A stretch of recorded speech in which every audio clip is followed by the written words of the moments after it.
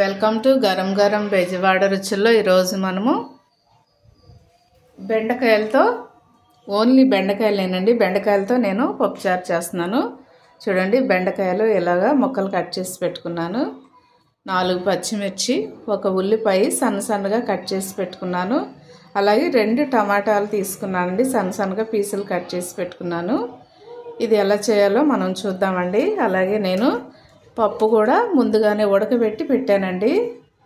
చూడండి, ఇలా ఉడకబెట్టేసాను. కుక్కర్లో ఉడకబెట్టుకుంటాం కదా మనం, ఇలా ఉడకబెట్టేసి మెత్తగా ఉడకనిచ్చి పక్కన పెట్టుకోండి. అలాగే చింతపండు కూడానండి, నేను చూడండి ఈ చింతపండు తీసుకున్నా. మనం పప్పుచారు పెట్టుకునే దాన్ని బట్టి చింతపండు తీసుకోవాలి. చూడండి, ఈ చింతపండు 2 సార్లన్నా కడిగిన తర్వాతే నానబెట్టండి నీళ్ళల్లో.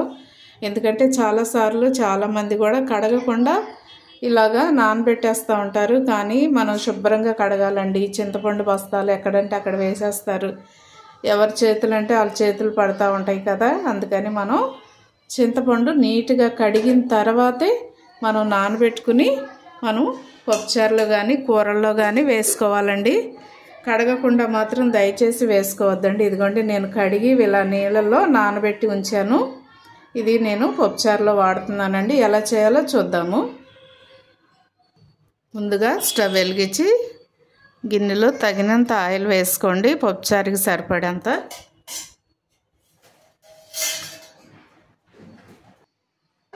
నూనె హీట్ ఎక్కింది కదండి, ఉల్లిపాయ ముక్కలు వేస్తున్నాను ఫస్ట్ నేను.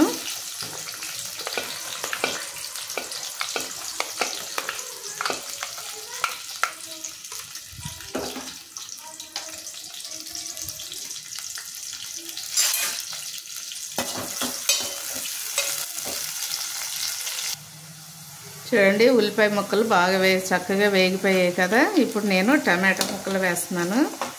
2 కట్ చేసి పెట్టుకున్నాం కదా, టమాటాలు వేయండి.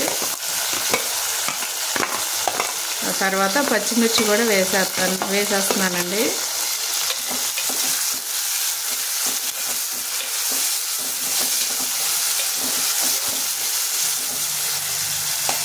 ఇవి కూడా చక్కగా ఆయిల్లో మగ్గిన తర్వాత మనము బెండకాయ ముక్కలు వేసుకుందాం. ఇప్పుడు దీనిలో బెండకాయ ముక్కలు వేసేస్తున్నానండి. కట్ చేసి పెట్టుకున్నాం కదా, ఆ బెండకాయ ముక్కలు వేసేస్తున్నాను.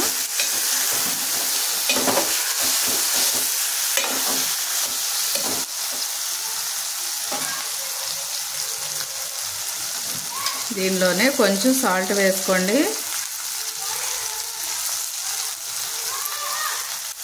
అలాగే దీనిలో పసుపు కూడా వేసేస్తున్నానండి.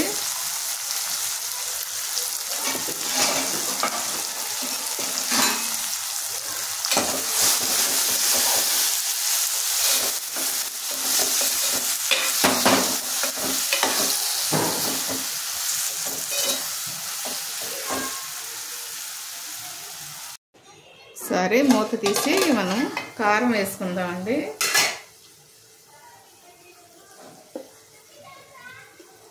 కూరకి పప్పుచారుకి కూడా కలిపి వేసుకుందాం.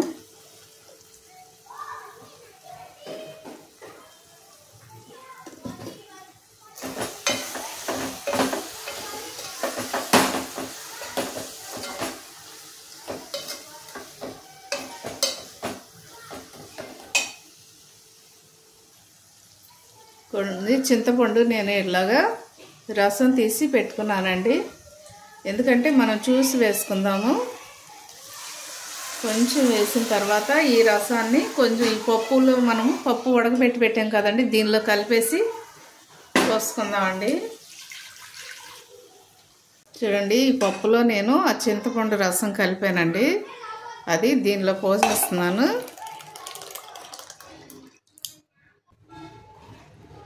చూడండి, ఇదంతా కూడా చక్కగా కలపండి, కలిసిపోయేటట్టుగా.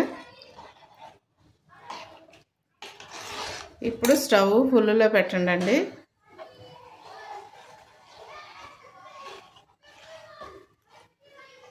ఇంకా కొంచెం వాటర్ పడుతుంది దీనిలో.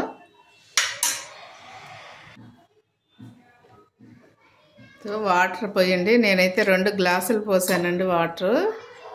కొంచెం చూడండి, ఇలాగా పలుచగా వచ్చేంత వరకు పోసుకోండి. లేదా మీకు చిక్కగా కావాలి అంటే చిక్కగా ఉంచండి, లేదు పలుసుగా కావాలి అంటే పలుసుగానే ఉంచండి. నేను ఈ గ్లాస్తో మళ్ళీ 2 గ్లాసులు వాటర్ వేసానండి.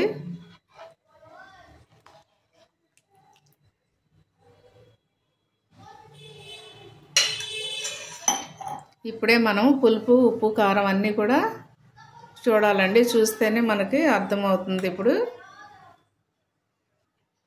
చూడండి, పులుపు అయితే సరిపోయిందండి. కొంచెం కారం వేస్తున్నాను, 1 స్పూను. అలాగే సాల్ట్ కూడా వేస్తున్నానండి. సాల్ట్ కూడా చాలలేదు, 1 స్పూన్ వేస్తున్నాను. మళ్ళీ చూసి వేసుకోండి మీరు. సాల్ట్ తర్వాత వేసుకోవచ్చండి, మనం దించే ముందైనా వేసుకోవచ్చు. కానీ కారం, పులుపు మాత్రం పర్ఫెక్ట్గా ఉండాలి.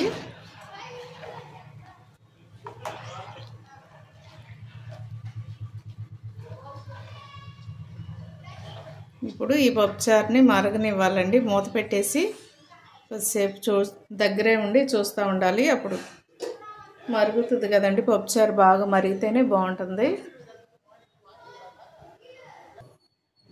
చూడండి, మరిగేటప్పుడే కొంచెం వెల్లుల్లిపాయలు దంచి వేసేసుకోండి. ఈ వెల్లుల్లిపాయలు దంచి వేసుకుంటే చాలా బాగుంటుందండి. ఎన్నో వద్దండి, 3 రెబ్బలు చాలు. అలాగే కొంచెం కొత్తిమీర కూడా వేసుకోండి మరిగేటప్పుడే.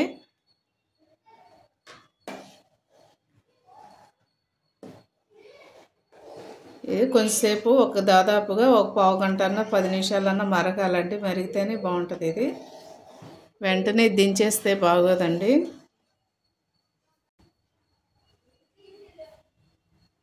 చూడండి, ఇలా మరగాలండి పప్పుచారు. ఈ పప్పుచారు దేనిలోకి, రైస్లోకి అయినా బాగుంటుందండి. అలాగే ఇడ్లీలోకి అయినా బాగుంటుంది, ఉప్మాలోకి కూడా చాలా బాగుంటుందండి. బెండకాయ వేసి చేసుకుంటే అది మంచి టేస్ట్, చాలా బాగుంటుంది. బెండకాయ ఒకటి, బీరకాయ ఒకటి, మునక్కాయ ఒకటి చాలా బాగుంటాయండి. అంటే మనం ఇంకా ఏవి వేయకుండా ఓన్లీ అలా వేసుకొని చేసుకుంటే చాలా టేస్ట్ సూపర్గా ఉంటుంది. మీరు కూడా తప్పకుండా ట్రై చేయండి. చూడండి, పప్పుచారు కూడా మంచి స్మెల్ వస్తుంది. అలాగే టేస్ట్ కూడా చాలా బాగుంటుందండి. తప్పకుండా మీరు అందరూ కూడా ట్రై చేయండి, నాకు కామెంట్స్లో పెట్టండి.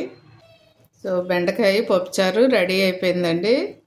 నేనైతే స్టవ్ కట్టేస్తున్నాను. ఒకవేళ మీరు అంటే మనం ముందుగానే ఆయిల్ వేసి తాలింపు చేసి పెట్టుకున్నాం కాబట్టి ఇంకా తాలింపు చేయక్కర్లేదు. ఒకవేళ మీరు పోపు వేసుకుని తాలింపు చేసుకోవాలి అనుకుంటే నో ప్రాబ్లం, చేసుకోవచ్చండి, ఇంకా బాగుంటుంది. నేనైతే చేయడం లేదు, స్టవ్ కట్టేస్తున్నానండి. అలాగే మా ఛానల్ని మర్చిపోవద్దండి, గరం గరం బెజవాడ రుచులు. సబ్స్క్రైబ్ చేయని వారుంటే సబ్స్క్రైబ్ చేయండి, షేర్ చేయండి, లైక్ చేయండి. మర్చిపోవద్దండి లైక్ చేయడం. Thank you.